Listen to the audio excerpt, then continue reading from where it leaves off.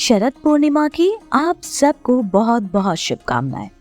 दोस्तों, शरद पूर्णिमा की व्रत कथा और कैसे करें पूजा की आपको मिलेगा अमृत लाभ। आश्विन मास की पूर्णिमा को कहा जाता है। पुराणों के अनुसार देवी लक्ष्मी इसी पूर्णिमा तिथि को समंदर मंथन से उत्पन्न हुई थी। इसलिए शरद पूर्णिमा की रात का हिंदू धर्म में अपना विशेष महत्व भी है। इस रात में चंद्रमा अपनी 16 कलाओं से पूर्ण होकर आकाश से अमृत वर्षा करता है और वैभव की देवी लक्ष्मी अपने पति श्री हरि के साथ पृथ्वी लोक पर भ्रमण करने आती है।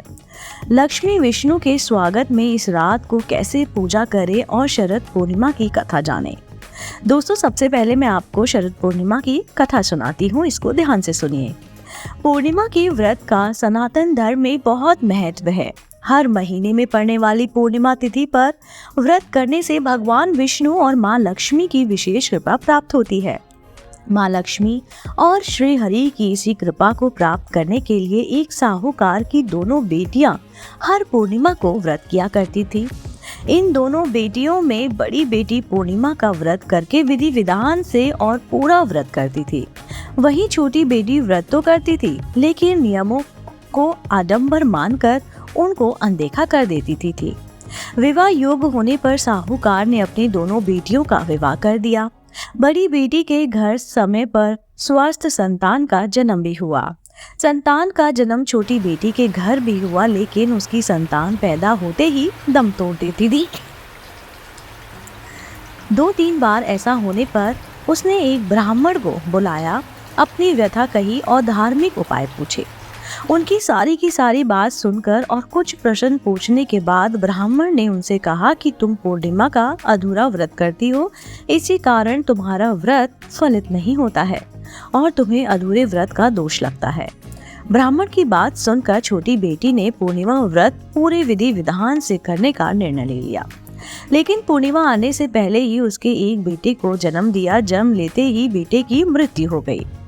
उस पर उसने अपने बेटे के शव को एक पीढ़े पर रख दिया और ऊपर से एक कपड़ा इस तरह ढक दिया कि किसी को पता ही ना चले। फिर उसने अपनी बड़ी बहन को बुलाया और बैठने के लिए वही पीढ़ा दे दिया। जैसे ही बड़ी बहन उस पीढ़े पर बैठने लगी, उसके लहंगे की किनारी बच्चे को छू गई और वह जीवित होकर तुरंत रोने लगा। इस पर बड़ी बहन पहले तो डर गई और फिर छोटी बहन पर क्रोधित होकर उसे डांटने लगी कि क्या तुम मुझ पर इस बच्चे की हत्या का दोष और कलंक लगाना चाहती हो? मेरे बैठने से ये बच्चा मर जाता तो? इस पर छोटी बहन ने उत्तर दिया, ये बच्चा मरा हुआ तो पहले से ही था दीदी, तुम्हारे तप और स्पर्श के कारण तो ये जीवित हो गया है। पूर्णिमा के दिन जो तुम व्रत और तप करती हो, उसके कारण तुम दिव्य तेज से परिपूर्ण और पवित्र हो गई हो। अब मैं भी तुम्हारी ही तरह व्रत का पूजन करूंगी। इसके बाद उसने पूर्णिमा व्रत विधि पूर्वक किया और इस व्रत के महत्व और फल का पूरे नगर में प्रचार भी किया। जिस प्रकार माँ लक्ष्मी और श्री हरि ने साहूकार की बड़ी बेटी की कामना पूर्ण कर सौभाग्य प्रदान किया, वैसे ही हम पर भी कृपा करो। शरद पूर्णिमा की पूजा विधि क्या है दोस्तों, मैं आप सबसे साझा करती हूँ। सुबह स्नान के बाद घर के मंदिर की साफ सफाई करें, ध्यान पूर्वक माता लक्ष्मी और श्री हरि की पूजा करें।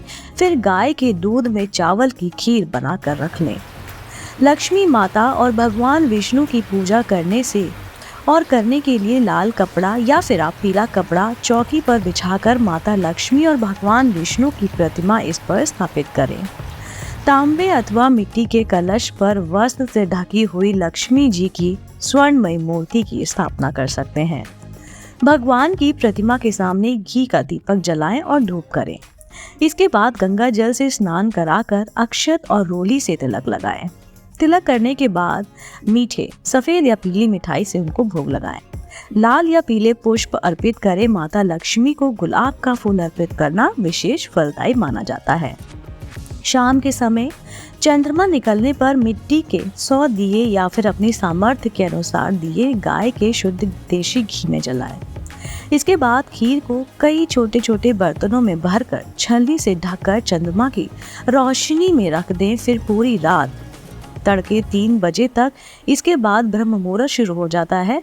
जागते हुए विष्णु सहस्त्र नाम का जाप करें, श्री सूतक का पाठ करें, भगवान श्री कृष्ण की महिमा, श्री कृष्ण मधुराष्टम का पाठ करें और कनकधारा स्रोत का पाठ करना चाहिए। पूजा की शुरुआत में भगवान गणपति की आरती अवश्य करें। अगली सुबह ब्रह्म मुहूर्त में स्नान करने के बाद उस खीर को माँ लक्ष्मी को अर्पित करें और प्रसाद के रूप में खीर घर परिवार के सदस्यों में बांटें। इस प्रकार जगत पालक और ऐश्वर्य प्रदायिनी की पूजा करने से सभी मनोवांछित कार्य पूरे होते हैं, साथ ही हर तरह से कर्ज से भी मुक्ति मिलती है। जय माँ लक्ष्मी। दोस्तों, उम्मीद करती हूँ आपको आज की ये कहानी शरद पूर्णिमा की कथा जरूर पसंद आई होगी। अगर आप ऐसे ही धार्मिक पौराणिक कहानी कथाएं सुनना पसंद करते हैं तो आप मेरे चैनल आध्यात्मिक कहानियों को तुरंत से लाइक कीजिए, शेयर कीजिए और सब्सक्राइब कीजिए। मैं आपको मिलती हूँ जल्दी से चैनल पर नई रोचक जानकारी और कहानी के साथ। आप देख रहे थे आपका अपना पसंदीदा यूट्यूब चैनल आध्यात्मिक कहानियाँ।